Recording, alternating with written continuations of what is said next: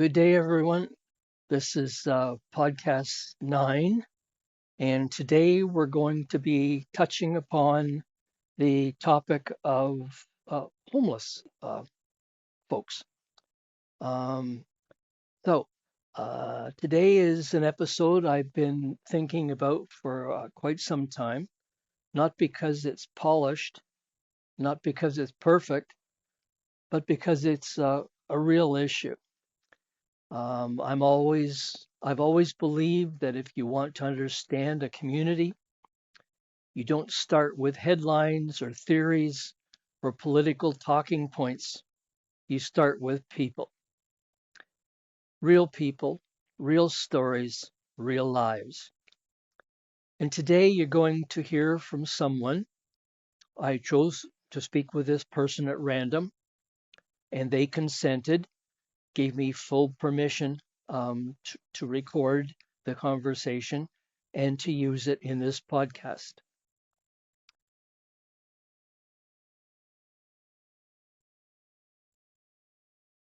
And today you're going to hear from this individual living through something most of us only see from a distance: homelessness, uncertainty, addiction, trauma, and the only a way of looking at of people trying to survive in a world that doesn't really make room for everyone. I'll be honest with you, as I am always. I'm still learning how to do this interview thing. I'm still learning the technology and the nuances of creating podcasts. I am not good at it. I'm doing better, but I'm absolutely not very good. I've made a commitment to do or to create 52 podcasts, minimally one a week for a year. And at the end of this time, I'll reflect on how much I've gained and if my podcasts have improved to the point where they make a contribution. But today, this is podcast 9, one a week. So we've slightly over a month. And I want to be absolutely clear. I've made a mess of this interview. I did not come prepared with any questions.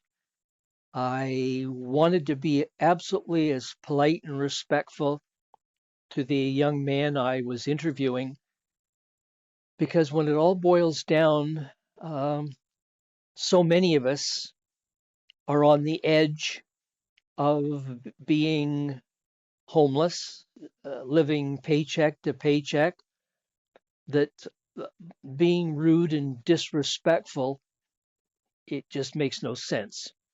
We all have problems. And as many know, if you find someone who says they have no problems, you found yourself a liar. It just, everyone has problems.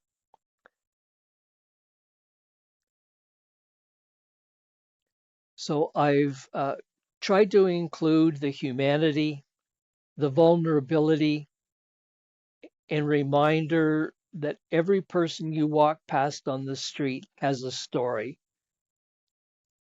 And usually that story hasn't started on the street. But before we get into the interview, I want to slow down for a moment and think about the last time you really looked at someone, really looked, and wondered what they've been through. And if you're a thoughtful person, you know that everyone has had a very interesting past, some of it interesting and some of it horrifically terrible. And we all live with the past and hope that we can do and survive. So today you're going to hear a story that isn't filtered, it isn't scripted, it isn't sanitized, it's raw, it's real, and it's important. Try not to get too hooked on my flaws and the lack of professionalism, take a moment and consider what this young man is saying. And the next time I do an interview, I promise I'll do better. So here we go. Good morning, everyone. It's approximately, I don't know, 11:30 on Thursday, April 7th or 8th. And sorry, May 7th or 8th. I apologize. And I have a young man here that we're going to just have a general chat. Uh, nothing rude or derogatory. That's not my. I don't want to do that to anybody. Everybody has problems. Everybody. And so we're just going to have a little talk. Nothing too personal. And I don't even want to get this young man's face because I don't want to cause him any troubles or anything like that. So, what's your first name? Blake. Blake.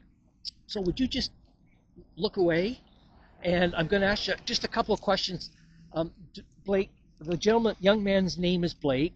So let's say I don't want to get his face because I don't want to cause him any aggravation or problems.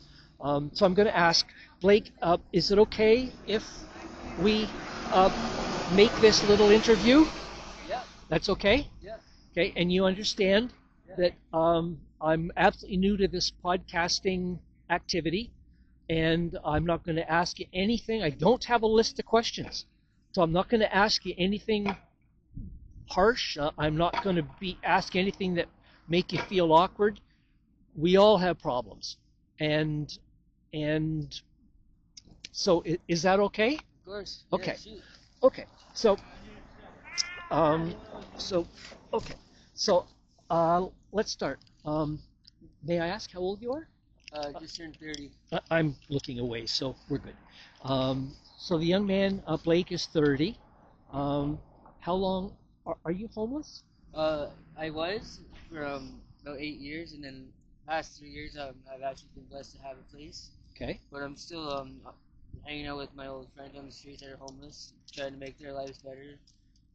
By just making jokes and stuff on the street. Like I'm a user, Okay. But yeah. So, are you originally from Peterborough? Or are you from Toronto? I'm Or originally from Peterborough. I've lived in Lindsay and Bancroft also, but I'm from Peterborough. okay. And is it all right to ask? Remember, it's the first time I've done Oh this. yeah, no, I So, want the darkness. So so ask me anything. so It's gotta be real. I want to be absolutely as polite and respectful as possible. I really do. Um, so may I ask what sort of formal education have you finished? Did you finish high school? I got to grade 11, and my girlfriend got pregnant, and I ended up dropping out to go to work. Okay, so I'm looking out there. Okay, and uh, I don't even know if I should ask you this. Are you working part time now, or a little bit? And if you are, don't say where. But Sometimes here and there. okay, and because I haven't been homeless, um, can you talk a little bit about it? Is it hard? I mean, At the start, it's very hard when you're not used to it, and when you're first outside, you don't know what to do with yourself. But in the summertime, and with your friends, it's it's like a community and a family if you're with the right people. But some people don't know how to connect with certain other people, and it's harder for others. And then some people don't get along, and some people do. I was actually blessed. Like I look at the people on the streets as like a family. They kind of raised me in this sort of like in a way. okay. But taught me a lot of things, what to do and what not to do on the streets. What Yeah. what do you do at night for accommodation for sleeping? I rent a room. Okay, In Peterborough. okay, and Nice place. I'm the only drug addict there. okay, and is it expensive? 500 a month, and all inclusive. So Okay, it's pretty good nowadays, I'd say. okay, and how about meals? Is that a tough one, or is that I'm pretty blessed that way. My landlord buys me food, and I'm lucky that way. To be honest, he, the whole reason he took me in was to get off the drugs, and I still haven't completed that task. So I've slowed down, but that's a physical addiction with the fentanyl. okay? It's completely different. than the cocaine and stuff, because that's just a mind thing. But people that are addicted to fentanyl, it's a physical addiction, which I wish people would understand more. Okay. So when you don't have it, it's like torture. You can't function, you can't get up, you can't do nothing until you have a fix and you take your bike to work, and it's just horrible. Is it expensive? Yeah. Remember, I don't know anything about this. This is new to me. It is expensive. Yeah. And during the summer, do you spend more time out? Obviously, do you spend more time outside or? Yeah, definitely. In the winter time, I was kind of cooped up just watching TV. Right. And but since weather gets better, Look, I know some of my questions are stupid. oh no, there's no stupid questions. Forgive me. Are people mean to you, or Sometimes I can be pretty like I can do some dumb things when I stay up for multiple days and I act like a bit of a clown. And so, but yeah, I don't know. Sometimes it is what it is, but sometimes I take things too seriously. I don't know. But yeah, no, I got a lot of people here that got my back, and it's like it's a community. You know, we're here for each other. okay? But like the citizens, a lot of people they just they get like down on us, Right. but they just don't understand. Like we're not all like we're not just because you're a drug addict doesn't mean we're all the same. Everyone's different. Some people that don't even commit crimes to get by that whatsoever. I've never even been in jail.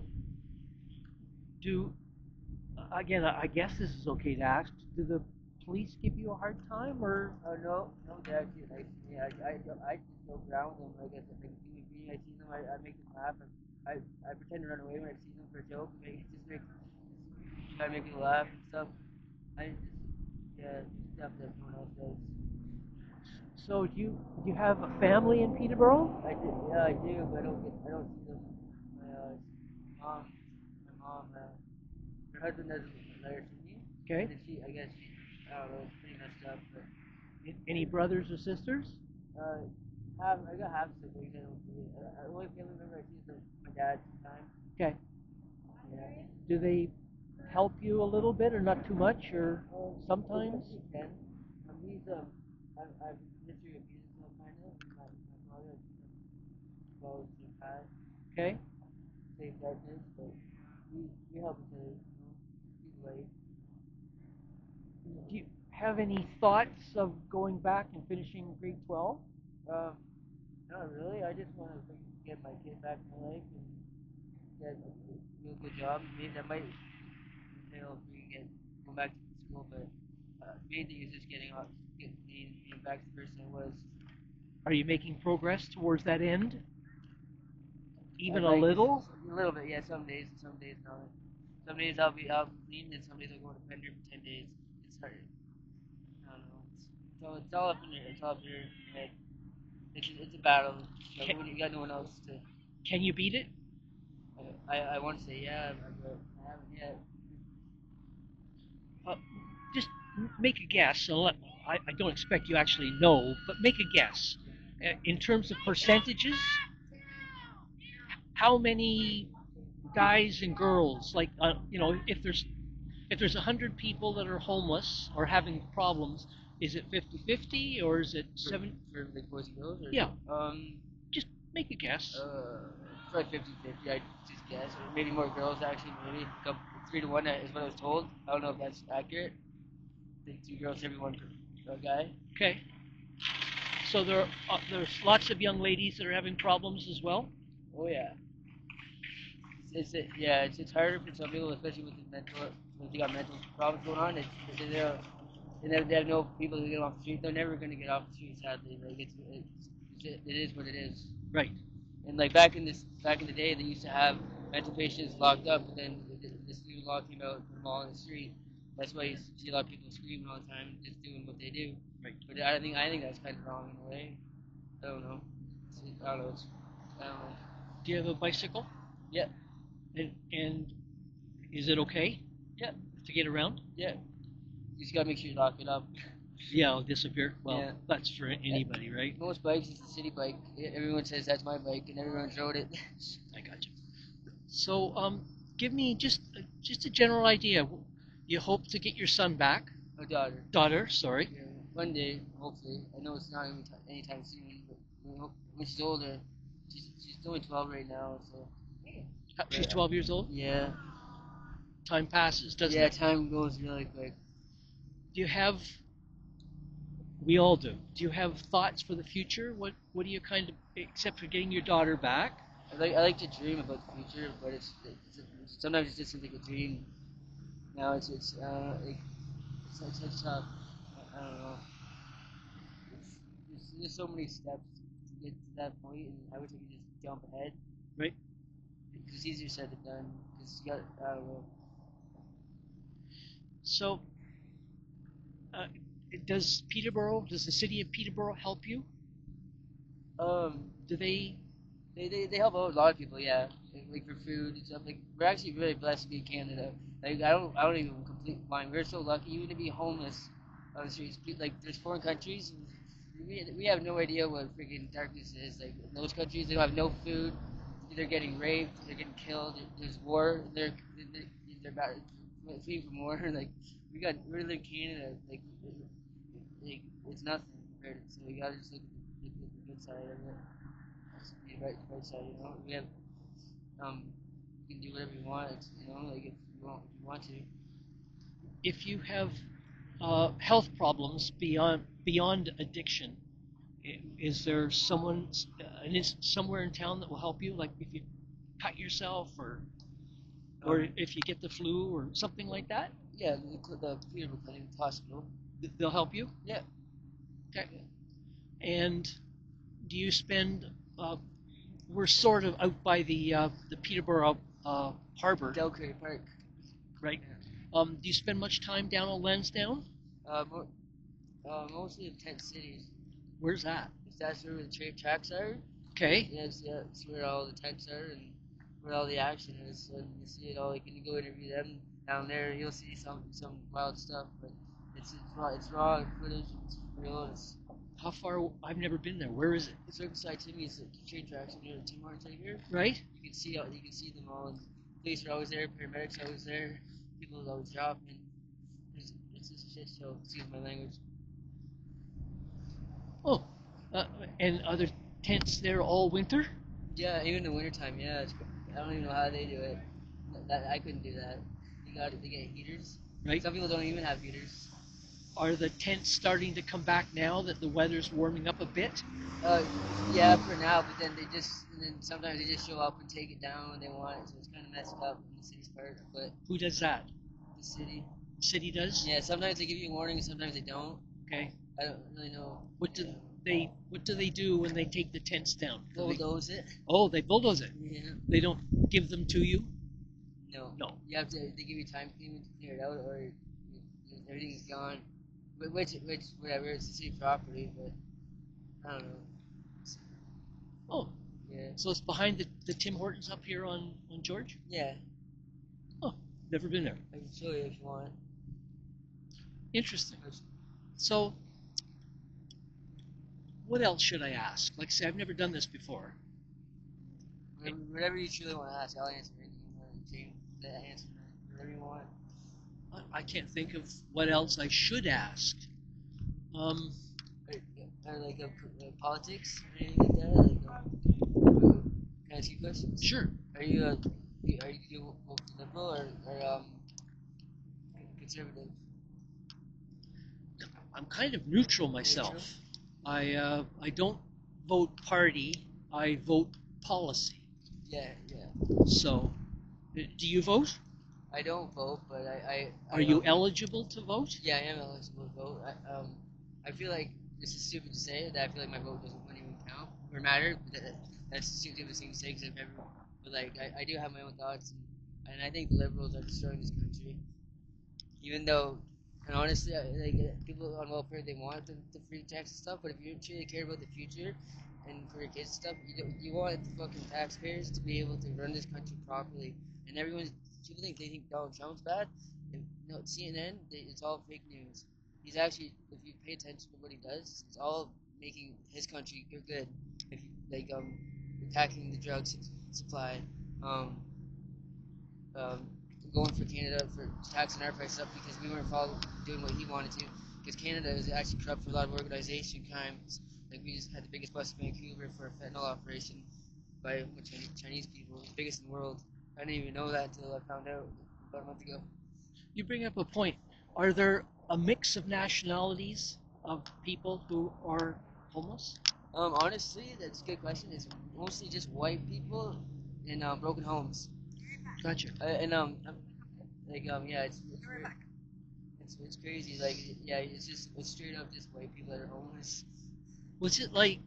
What's the difference between having problems in Peterborough and having problems in Bancroft? Oh, Bancroft, you're screwed. There's no hope there. You better know someone that'll let you sleep on their couch. Really? Yeah, there's nowhere to go there. Is there not a tent city in Bancroft on the south end along the river?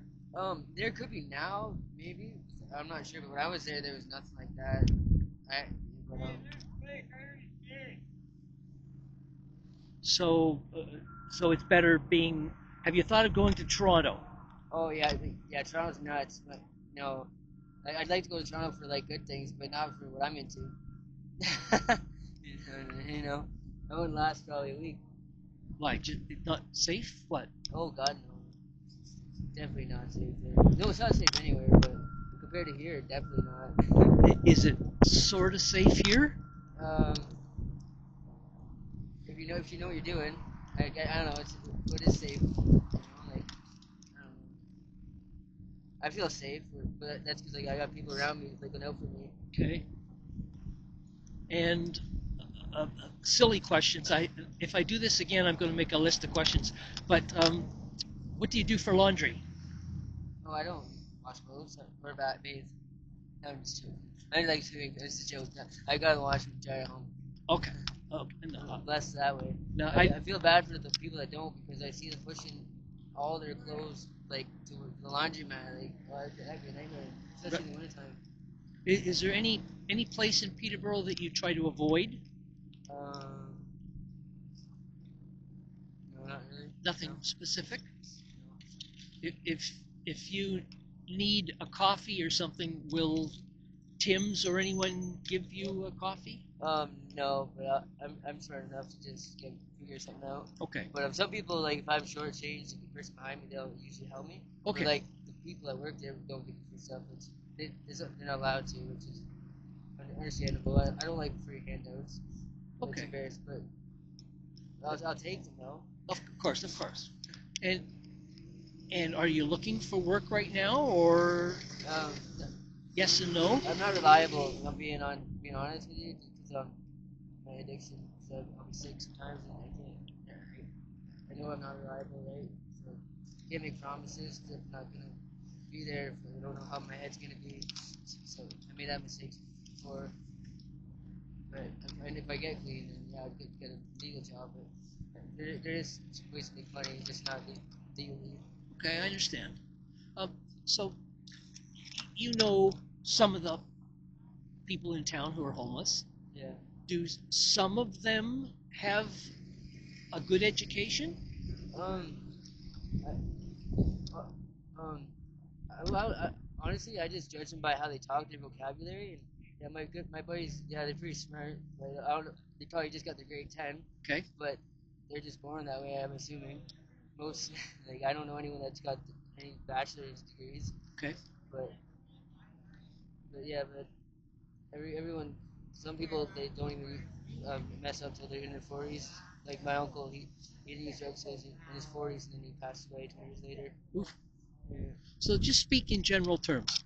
Um, from the people you know and you've spoken with or heard them speaking, are they looking for a better life, or are they content? Um, Um, it's mixed emotions. It's hard. You'd have to ask them. It's you see a lot of sadness stuff, and I don't know. We try to hide it, Yes. make it, but like, and that's what the drugs do. They make you forget. You know what I mean? Like you don't even realize you're homeless. You're just having a time with you don't even but then when that wears off, freaking yeah, you can't even look in the mirror sometimes. If So you could make changes, not necessarily to yourself, but if you could make changes to Peterborough, or what would you want to see changed? um, I would want drugs might be gone for the future, just because like the thing about like my daughter and her future and stuff. Like actually, that'd be nice, but that's not gonna happen. I don't can see anytime soon. No matter what they do, I don't. They'll always be around. But I don't know. It's a lot of things that could change. You just need more support. Like my family, that's what you need. You know what I mean? When you're by yourself, you can't do it. It's like, I don't know, it's harder. Do you feel that the majority, in other words, 50% or more of the homeless folks are, is it from a broken home? I most likely, yeah, or like home that like didn't have structure. Like I was like my stepdad used to abuse me and everything, and I left at 15 because he was sick of it. And I met my real dad, which was an addict, but I've never felt like a connection with my real dad, even though he has got no money to his name that my whole family's ever given me. So like, what's that tell you? Understand. So, again, just in general terms, the people you know that are having problems, what age, what's the age range that they're on the street? Sort of like 18 to 60. I'm guessing, probably all ages. Like well, not all ages, but 18, probably 17, 16. The youth shelter is full, like not full, but it's got a lot of kids in there. That's where it starts. It started for me there at the youth shelter. are there many under 18? Yeah, Some? yeah, definitely. Huh. Yeah. Well, I haven't got anything else. Before we end, is there anything you want people to know? I mean, is there anything you want to say that? Yeah, just gotta stay positive and find hobbies.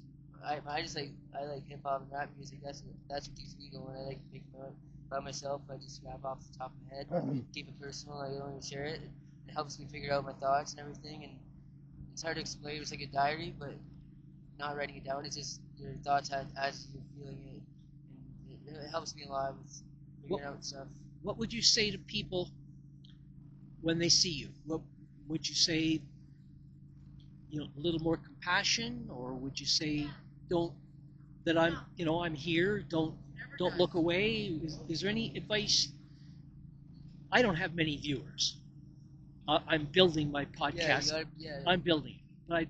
But would you say if I don't, but if I had 1,000 people watching the podcast, what would you give them? yeah. I would say just everyone starts from the bottom, and you start from the bottom, and hopefully one day you'll be going up on YouTube, going all over Canada, doing interviews, maybe like. But what would you say to people when they see you? What would I say to Be them? kinder. We all have problems. Don't forget the little things, small things, like family, important things, and time goes by way quicker. Don't smoke that now. But that's red now. Anything else you want to add before we end? Um, no, Thanks a million for doing this. no problem. I'm sorry it's very, very unprofessional. Me, I mean. Well, I mean, I've been up for a few days too, and I'm not myself right now, so I might be not thinking the best answers for you, but So thank you very much. I appreciate it. you're And welcome. you take care of yourself, and thank you.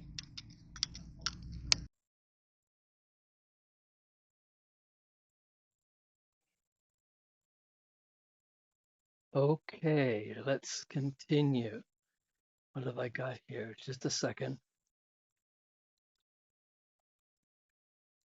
Okay, I have a number of closing comments, and I'm going to read this. I'm better at putting together text than coming up with things in the spur of the moment. All right, that was the conversation. I'm not going to speak about the quality of it, but if you listen to the words, it is interesting. As I sit here reflecting on what we just heard, I want to step back for a moment and look at the bigger picture, because the gentleman you just listened to isn't an anomaly. He's not a rare exception. He's part of a much larger story unfolding across Peterborough, across Canada, across the various provinces, and across the entire Western world. So let's take a look at what's going on here in Peterborough. Approximately, from the stats that I can find, about 350 plus people are experiencing homelessness. A lot of people. 200 plus of them are chronically homeless. And these numbers are conservative. There's 100 plus living completely unsheltered in tents, in encampments, doorways, wooded areas. That's not good. In a city of approximately 85,000 people, that means that 1 in every 240 people are homeless, more or less.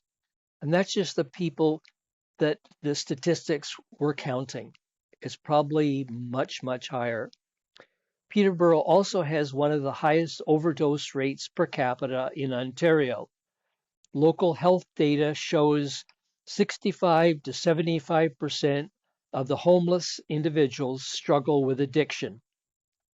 As this young man also admitted, opioids are involved in 70% plus of local drug poisoning deaths. Emergency services respond to hundreds of overdoses every year. And here's the part that most people don't understand. Addiction usually doesn't cause homelessness. Homelessness and trauma often cause addiction. When you take away the safety, warmth, stability, belonging, and hope, people reach for whatever numbs the pain. Now, look at Ontario. Approximately 16,000 plus people are homeless on any given night. 50,000 plus experience homelessness in a year. Chronic homelessness has risen sharply since 2018. Shelters in many cities operate at 110 to 150% capacity. Continuing, 235,000 plus or minus Canadians experience homelessness in a year. 35,000 Canadians are homeless on any given night. 1.3 million Canadians are in core housing need. They need something. 2 million Canadians are in core housing need. I said that, sorry. 2 million Canadians used a food bank in a single month in 2024. Food bank usage today is up 78% since 2019. These aren't just fringe numbers, they're structural warning signs. And when you look deeper and see the human reality behind the statistics, 80 to 70% of the homeless individuals struggle with addiction. 30 to 40% have severe substance use disorders. 1 in 3 have concurrent mental illness plus addiction. 70% plus have experienced childhood trauma. And when we say childhood trauma, we're not just speaking about sexual abuse, though that does happen. Childhood trauma includes physical abuse, emotional abuse, neglect, growing up around addiction, witnessing violence, unstable homes, poverty, abandonment, bullying, parental mental illness. There's a lot going on. Most homeless adults didn't become homeless at 35. They started becoming homeless at 5, 6, 7, but certainly under 10. And then there's the financial reality, the part that affects everyone, not just people on the street. In Canada, 85% of people now live paycheck to paycheck. Say it again. 85% of people now are living paycheck to paycheck. The numbers are even higher in the US. This means that the majority of people you see every day, the people you know, if they miss one paycheck, they're that close to a crisis. And the job market in Canada, 1 of 5 workers are now part-time.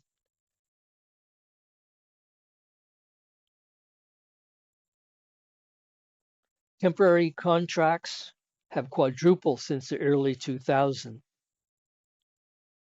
Real wages, real wages have stagnated for over 40 years. 40% of the workers say their job feels precarious. There's no security anymore. When full-time jobs become part-time jobs, people stop building lives and start managing survival. And then there's housing, the other half of the crisis.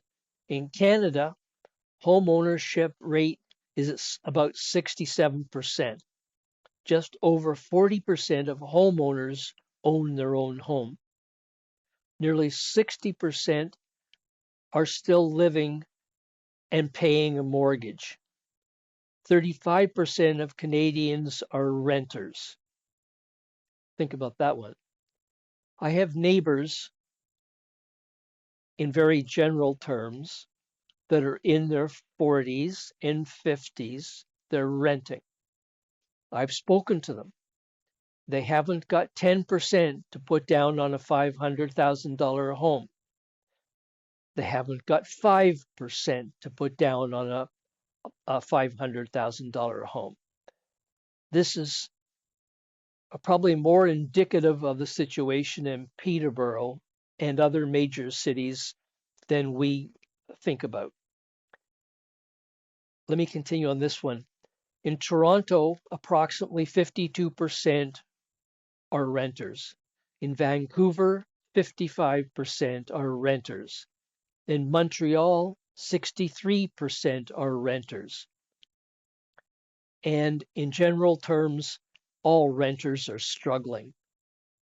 85% live paycheck to paycheck. 50% spend over 30% of their income on rent. 25% or more spend over 50% of their income on rent. This is not sustainable. And it leads to a question people ask all the time. What should I do when a homeless person asks me for change? It's a tough question. Everyone has a loonie or a toonie or a bit of change. We all do. If you want to give a loonie or toonie, okay, give it. If you'd rather buy them a coffee, do it. If you can't give anything, then acknowledge the person anyway. The real harm isn't giving money. The real harm is treating someone as though they're invisible. And there's the bigger question, the one that matters most. How do we fix this? How do we actually reduce homelessness? And in a larger sense, who pays? Homeowners are being decimated with taxes.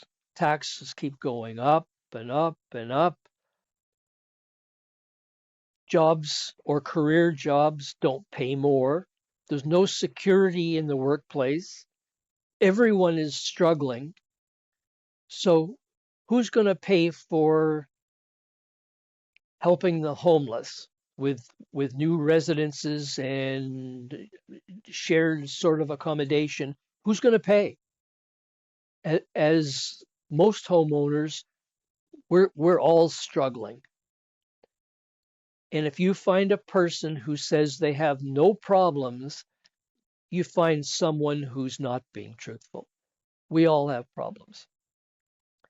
And in this society, in Canada, this government, we're socialists.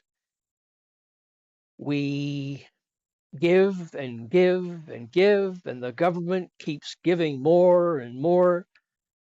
But from my perspective, how's it all end?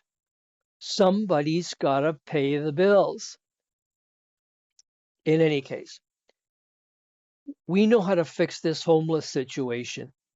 We've known for years. We just haven't done it. We can build affordable housing, not luxury condos, affordable housing. We need 300,000 plus of deeply affordable units to meet the current demand. We can expand mental health care and addiction treatment. Wait lists are 6 to 18 months. Detox beds are full. Psychiatric care is overloaded. And again, who's going to pay? We can implement housing first and actually fund it. Housing First pays 80 to 90% of chronically homeless people housed long term. We can raise social assistance and disability rates. Ontario Works, I understand, provides about $750 a month. ODSP provides approximately $1,300 a month. The average rent in Peterborough is in the area of $1,600 a month. We can fix the rental market, close rent controlled loopholes, regulate renovations, incentive nonprofit housing, tax vacant investment properties. Here we go again. Tax, tax, tax. It's endless. We can treat homelessness as a health issue, not as a policing issue. You cannot arrest the way out of homelessness. There's no point in arresting homeless folks. Our police officers have more important things to take to right now. But we can look at homelessness before it starts. Prevention is cheaper than emergency response. We can address childhood trauma early because homelessness often begins in childhood. We can treat people with dignity because homelessness just isn't a housing crisis. It's a human crisis. But the question that everybody asks, which I've already mentioned, who pays for all of this? The taxpayer. Everyone is being crushed. Taxes are invasive, they're progressive, they keep mounting, and they don't even mount linearly, they mount exponentially. So, in a socialist society as exists in Canada, the middle class is becoming smaller, and the middle class ends up paying 90% plus of the government spending. Those who have low income, they pay very, very little. Those who are extremely affluent, they have legal CRA loopholes to avoid paying taxes. Corporations don't generally pay their fair share. So it all falls back onto the middle class.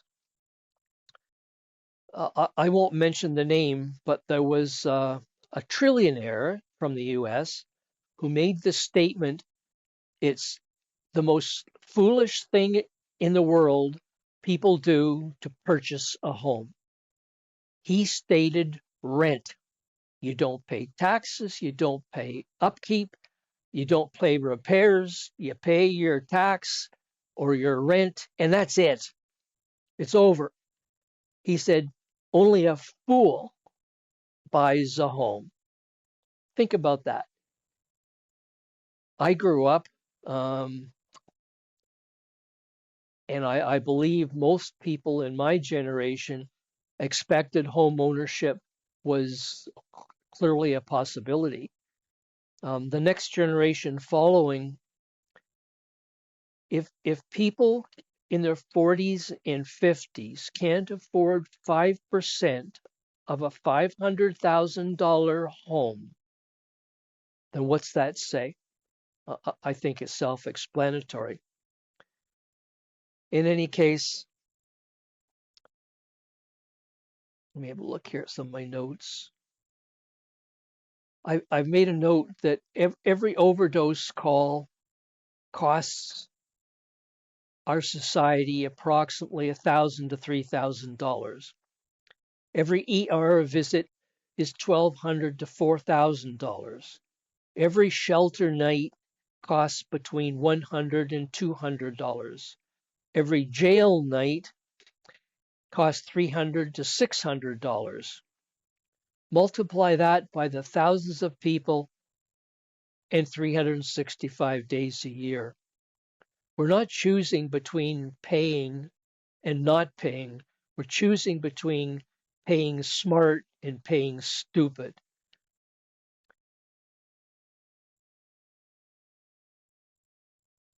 The real truth is that homelessness is not caused by individuals. It's caused by this system. And systems can be changed. The person you are seeing panhandling didn't cause the housing crisis. They're just living in the middle of it.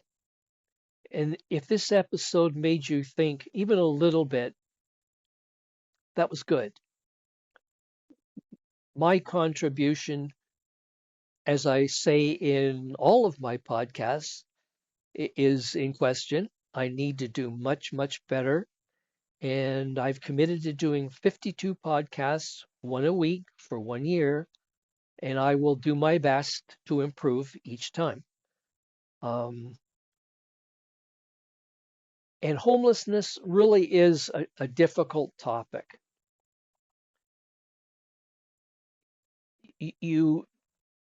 Some of us feel that the homeless haven't tried. All as they're doing is looking for handouts. And I'm sure to a point, some homeless people are satisfied with that. And then there's others who aren't. They're just part of the system. I don't understand this drug addiction component. I don't understand it. I believe that people have the will to stop, but is drug addiction that addictive that people can't stop? I don't know. It's a difficult topic. I'll readdress this later in the future. I don't know if giving pocket change to a homeless person asking is the right thing or the wrong thing to do. I don't know. I kind of feel that if you give a homeless person change, the question becomes, does it just propagate the continuance? Or is it just a human thing to do to help someone in need? When you consider the number of people in Canada, we'll address Canada, not North America, but Canada, the number of people who are living paycheck to paycheck, they have no savings to speak of. How close are we to a societal breakdown as AI continues to expand, as jobs continue to dissolve? I read a few days ago that unemployment in Canada now is up over 6%, and that's what they can substantiate by statistics. So the actual number of unemployed is probably much higher. If the middle class continues to pay the burden for the government spending, I don't see this is able to continue indefinitely. This current government is spending money like it can't make an analogy, but They just don't seem to understand that somebody's got to pay the bill. And it's not that government spending is necessarily the wrong thing to do, but again, who's going to pay the bill? Should we support Ukraine? I think the answer is yes. But sending them hundreds of millions of dollars, can the middle class afford to continue paying taxes as we are? Perhaps we need to restructure the tax system. I know this probably is a future podcast. Perhaps everybody, every corporation should be taxed on their level of, maybe not profit, because companies are going to say, okay, we made $100 million, but we only made 10 million profit. So perhaps taxation has to be equal for everyone. If everyone who makes a dollar then is taxed equally on that dollar, or perhaps we need to eliminate income tax and increase the tax on consumption.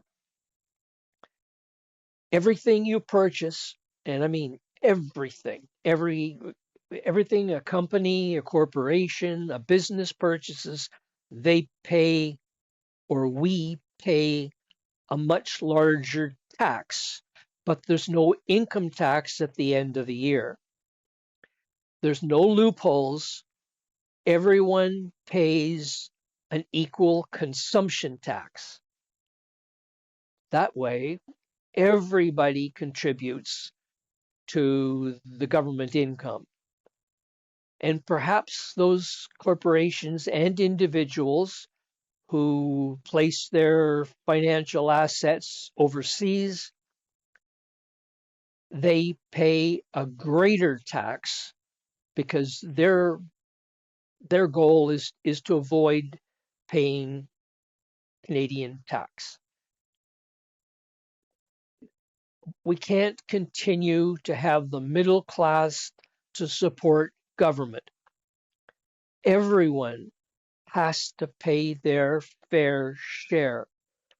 I'm not saying the affluent need to pay more than anyone else, but they have to pay their fair share. No more loopholes. And there's another issue. Again, this is going to be another podcast. And that is the taxation applied to senior citizens. Assuming assuming that an individual was, I can't say born in Canada because Canada is now very much an international nation, but how about an individual in Canada who has been paying taxes, let's say for 40 years. Then when they reach 65 and they collect OAS and CPP and they start to consume or use their investments, they don't pay tax. They've already paid tax for 40 years. I think when citizens of Canada or people legally living in Canada have been here for 40 or 50 years, when they reach the age of a retirement or 65 or 70, then they don't pay any more tax. They've paid their lifetime share of tax. Perhaps because there's so many new immigrants coming into Canada, we can't just say that if someone's been here at 65 or 60, they don't pay any more tax. That's not real. But perhaps we could put it on levels. Someone who was born in Canada has paid tax for 65 years, they're 100% exempt. Someone who's been here for 30 years, they pay only a minimal tax. Someone who's been here for 10 years, they pay a larger tax. There has to be some sort of fairness to this tax system. And right now, I don't see it. We generally, we put money aside into mutual funds, RRSPs, stock market, other legal um, tax avenues which reduce our taxable income. Then when we reach retirement, whatever that age may be, then we withdraw some of those taxes to increase our income level because CPP and OAS is pathetically low. And we pay a large amount of tax on the money we withdraw from lifetime investments. Perhaps we need to not, when people start withdrawing their investments, when they're of retirement age, I'm assuming that would be 65, maybe 70, they don't pay tax. We have to do something. And this homeless situation, it's a tough one. What do people do when they don't have grade 12 education? You could even go further. What do people do when they don't have a BSc, a BA, or a 4-year honors degree? I know a gentleman with a PhD in physics, and when he graduated, I was there at university when he graduated, and he came down, we had a talk, and he was going to apply to the majority of the physics research labs around the planet. And I met him the other day, and he's working repairing barns, BARNS, horse farm barns. And I asked him, well, with a PhD, you graduated, you were in your very early 40s, you spent your lifetime studying for this. What happened? He said the physics degrees at the PhD level, from his perspective, in Canada, are not recognized because we don't have the research facilities to do postgrad or to do actual hands-on. What we do in Canada is theoretical. In any case, that may not be totally true, but that's what he mentioned to me. So the point being, to be homeless without grade 12 or a basic university degree, it's tough.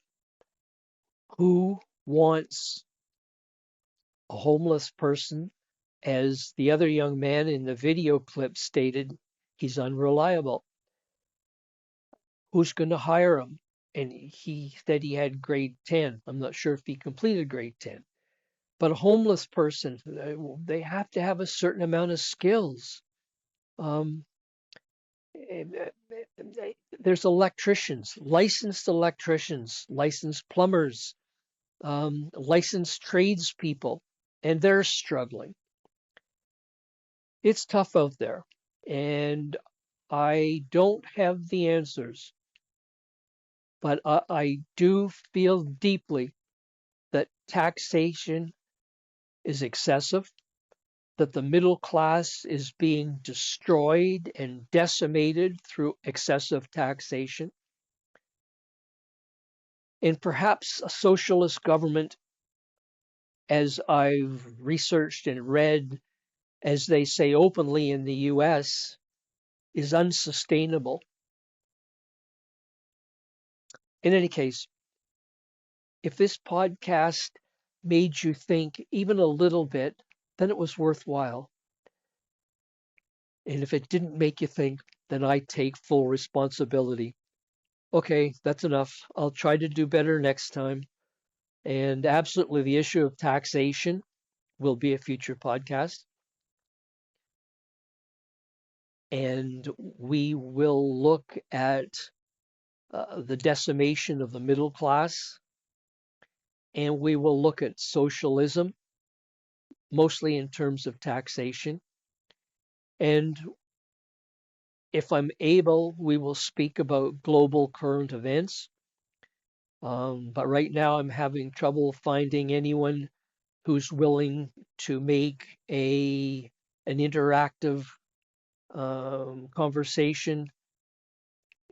Everyone's afraid, and people are afraid to express their opinion, which is a shame, because people don't have to identify themselves. Make a conversation. In any case, God bless you all, and have a good week. I'll see you in a bit of time. Bye.